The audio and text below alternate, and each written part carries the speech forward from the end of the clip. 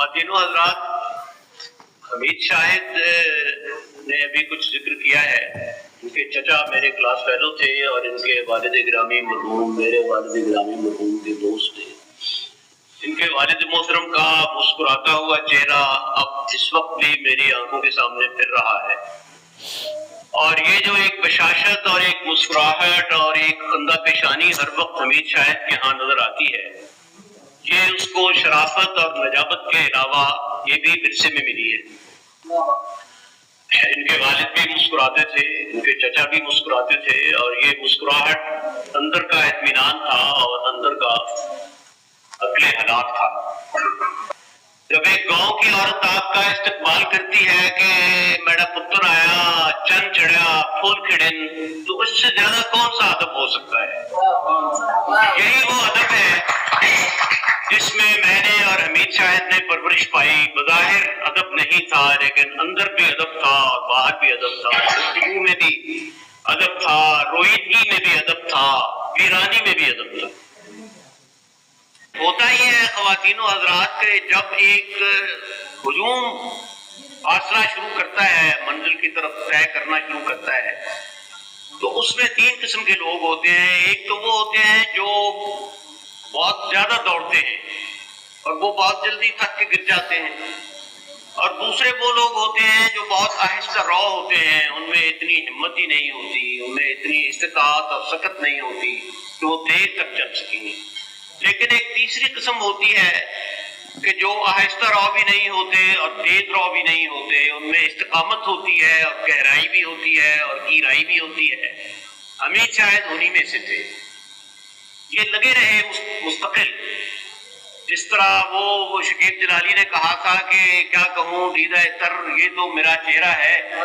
سنگ کٹ جاتے ہیں بارش کی جہاں دھار گرے۔ تو بارش کی جس طرح دھار قطرہ قطرہ پتھر پر گرتی ہے، حمید شاہد اسی طرح راتوں کو چراغ جلا کر، کسی کو پتہ نہیں تھا کہ یہ کیا کرتا ہے، نہ اس کو کسی کی پرواہ تھی۔ یہ تو وہ ایک صاحب جو حمید شاہد سے تھوڑے سے سینئر تھے، وہ پہلے کہہ گزرے ہیں، نہ ستائش کی تمنا نہ سرے کی پرواہ، پھر نہیں ہے میرے اشعار میں مانا نہ صحیح۔ تو یہ لگے رہے، اور مجھے یہ پتہ ہے کہ یہ کس وقت اٹھ کے لکھتے ہیں، اس پر میں نے رشک کیا ہے اس وقت پر، اور میں وہ وقت اس لیے نہیں بتاؤں گا کہ لوگ حسد نہ کرنے لگے،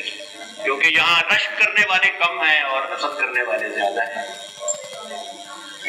پھر اس کا نام پیدا ہوا اور اس نے اپنا نام بنایا افسانے میں اور تنقید میں اور کہانی میں اور ناول میں اور محاکمے میں، اور اس کے اپنے تلازمے تھے، اس کی اپنی نثر میں بھی اس کی اپنی زمینیں تھیں، اس کی اپنی خصوصیت تھی۔ اور محمد عمر میمن جیسے لوگ اور شمس الرحمان فاروقی جیسے لوگ، جن کے ساتھ ہم کلام ہونے کے لیے لوگ زندگیاں صرف کر دیتے ہیں، ایک وقت آیا کہ انہوں نے خود حمید شاہد سے رابطہ کیا، انہوں نے خود اس سے کتابیں منگوائی، وہ خود اس سے میرے خیال یہ یہاں تھا یا بھارت میں تھا۔ حمید شاہد کا جو رائز ہے، جو عروج ہے، اس میں کوئی بیساکھی شامل نہیں ہے، کیونکہ ہمارے ہاں رائز کے ساتھ بیساکھی کا ہونا بڑا ضروری ہے۔ سیاسی جماعت کی بیساکھی، ایک اخبار کی بیساکھی، ایک ادبی پرچے کی ادارت کی بیساکھی، ایک ادبی صفحے کی ایڈیٹری کی بیساکھی، اور بے شمار اور بیساکھیاں۔ لیکن بیساکھی کا یہ مطلب ہے کہ بیساکھی سے پہلے ہم یہ طے کر لیتے ہیں کہ بازو ٹوٹے ہوئے ہیں اور ہم نے بیساکھی پہ چلنا ہے۔ حمید شاہد کے پاس کوئی بیساکھی نہیں تھی، اس کا کوئی پرسان حال نہیں تھا۔ اور یہاں میں ایک بات ضرور کہوں گا، خواہ وہ اسے میرے تعصب پہ دال کیا جائے یا میری رعونت پر، کہ میں اور حمید شاہد اس علاقے سے ہیں جس کو ہمیشہ نیچی نظر سے دیکھا گیا، اور تاریخ نے یہ ثابت کیا ہے کہ جو علاقہ سیاسی طور پر اور صنعتی طور پر اور پی آر کے لحاظ سے اور نقل و حمل کے لحاظ سے اور توجہ کے لحاظ سے محروم ہو، اس میں ٹیلنٹ زیادہ ہوتا ہے، اس لیے کہ اس میں مایوسی زیادہ ہوتی ہے، اس میں فرسٹریشن زیادہ ہوتی ہے، اور اس میں احساس محرومی زیادہ ہوتا ہے۔ حمید شاہد اور میں اس علاقے سے ہیں جہاں خاک اڑتی ہے، رزق نہیں ہوتا، لیکن علم ضرور ہوتا ہے اور ٹیلنٹ ضرور ہوتا ہے۔ مجھے تو یہ پتا ہے کہ میں نے اپنے زمانے میں ایک ایسے ادیب کو دیکھا ہے جو اپنی زور قلم پر اور اپنے زور بازو پر اٹھا ہے، اور پھر اس نے جو کمال کا کام کیا وہ یہ کہ اس کو مذہب کے حوالے سے اور رسالت مآب صلی اللہ علیہ وسلم کے زمانے سے کوئی احساس کمتری نہیں تھا، اور بدقسمتی یہ ہے کہ ادب کے جس مقام پر اور جس مینار پر یہ کھڑا ہے اس میں یہ احساس کمتری غلطی سے، بدقسمتی سے یہ اس کا ایک لازمی حصہ سمجھ لیا گیا ہے۔ یہ فیشن بن گیا ہے کہ اگر میں بڑا ادیب ہوں تو میں وہاں سے اس دربار خاص سے اور اس دین خاص سے میں بے توجہی برتوں گا اور میں اس سے اعتماد برتوں گا۔ لیکن حمید شاہد کو مبارک ہو کہ اس نے دین کے ساتھ، دنیا کے ساتھ اس نے دین بھی کمایا۔ راتوں کو اٹھ اٹھ کر اس نے رسول اکرم صلی اللہ علیہ وسلم پر، اس پیکر صدق و حیا پر جو اس نے اپنی کتاب لکھی ہے، میرا خیال ہے کہ وہ اس کا سب سے بڑا سرمایہ ہے۔ شبلی نے المامون لکھا اور شعر النجم لکھا اور موازنہ انیس و دبیر لکھا، اور آخر میں سیرت النبی لکھی، تو ان کے دو شعر مجھے یاد آ رہے ہیں کہ عجم کی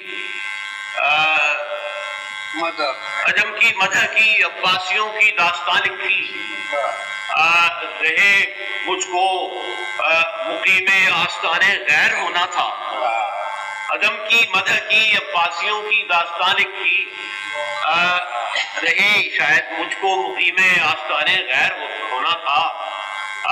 مگر اب لکھ رہا ہوں مدحت پیغمبر خاتم، خدا کا شکر ہے یوں خاتمہ بالخیر ہونا تھا۔ تو حمید شاہد کو اس کا دین بھی مبارک اور اس کی دنیا بھی مبارک، اس کا ادب بھی مبارک اور اس کی شہرت بھی مبارک، اور اس کی عزت بھی مبارک، اور اس کو وہ بیگم بھی مبارک جس نے اس کے ساتھ قدم قدم پر چل کر اس کا ساتھ دیا۔ اور لکھنے والے کا ساتھ دینا ایک بڑا جاں مرحلہ ہوتا ہے۔ یہ انہی عورتوں کا خاصہ ہے جو اس قسم کے مشکل پسند لوگوں کے ساتھ، جن کا کوئی تقسیم الاوقات، جن کا کوئی ٹائم ٹیبل نہیں ہوتا، ان کے ساتھ چلنا، ان کی ضروریات کا خیال رکھنا، ان کی جذباتی ضروریات کا خیال، ان کی ڈھارس بندھانا، اور جب لوگ ہر طرف سے تنقید کر رہے ہوں، بلکہ تنقید کے بجائے تنقیص کر رہے ہوں اور تخفیف کر رہے ہوں، اس وقت ان کے لیے مدد کو آگے آنا، یہ ان کی بیگم صاحبہ کا کمال ہے۔